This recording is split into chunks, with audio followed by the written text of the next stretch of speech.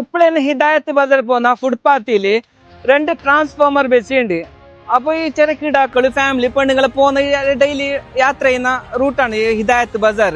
അപ്പൊ നടന്നിട്ട് പോകുന്ന സമയത്ത് ഈ മഴക്കാലത്ത് ചിലപ്പോൾ ഷോക്ക് അടിച്ച് മരിക്കാനുള്ള സാധ്യത കൂടുതൽ.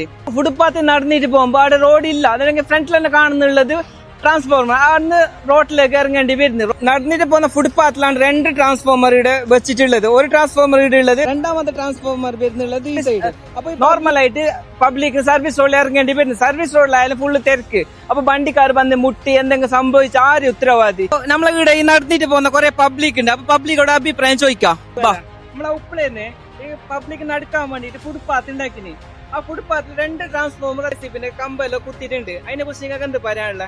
ഇത് ശരിയായ വ്യവസ്ഥ അല്ല. അല്ലെങ്കിൽ ഇത് റഷ്യായ സ്ഥലമാണ്. ഫുട്പാത്ത് ആക്രമിച്ചിട്ട് നടന്ന പോലെ ഇപ്പൊ ആക്രമിച്ചിട്ട് കടകളെല്ലാം വെക്കുന്നില്ല. അതേമാതിരി KCBന്റെ ട്രാൻസ്ഫോമർ വെച്ചിട്ട് ഇത് ശരിയായ വ്യവസ്ഥ അല്ല. അല്ലെങ്കിൽ ഇത് ഭയങ്കര അപകടമാണ്.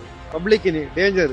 നടക്കുന്ന സ്ഥലത്തിന് ഫുട്പാത്തിൽ ആക്രമിച്ചിട്ട് ഇതാക്കിയ പോലെ ആയിരുന്നു. ഇതിനുള്ള ശരിയായ ഒരു വ്യവസ്ഥ ആക്കണം ഇതിനുള്ള ആൾമാർ. സ്കൂളിൽ പഠിക്കുന്ന പിള്ളേരുണ്ട്, ഇവിടെ സ്കൂളുണ്ട്. പിന്നെ പോകുമ്പോ അതൊക്കെ ട്രാൻസ്ഫോമർ വേണമെങ്കിൽ മയക്കെല്ലാം മുട്ടി ഷോക്ക് അടിച്ചെങ്കിൽ അതൊരു ആപത്ത് തന്നെ സംവിധാനമാക്കണം. അത് മാത്രല്ല അവർ റോഡിൽ നടന്നെങ്കിൽ വണ്ടി വന്നെങ്കിൽ അതും ഒരു ആപത്തായിട്ട് മാറുന്നല്ലേ. ഇപ്പൊ പബ്ലിക്കോട് അഭിപ്രായം ചോദിച്ചാൽ ഓര് പറയുന്നില്ല ഇത് ചെയ്ത ശരിയല്ല. എന്നല്ലെങ്കിൽ പബ്ലിക് നടന്നിട്ട് പോകാനുള്ള റൂട്ടില് ഈ ട്രാൻസ്ഫോമർ അതുപോലത്തെ പോസ്റ്റിന്റെ കമ്പെല്ലാം വെച്ചിട്ട് ബുദ്ധിമുട്ടാണ്.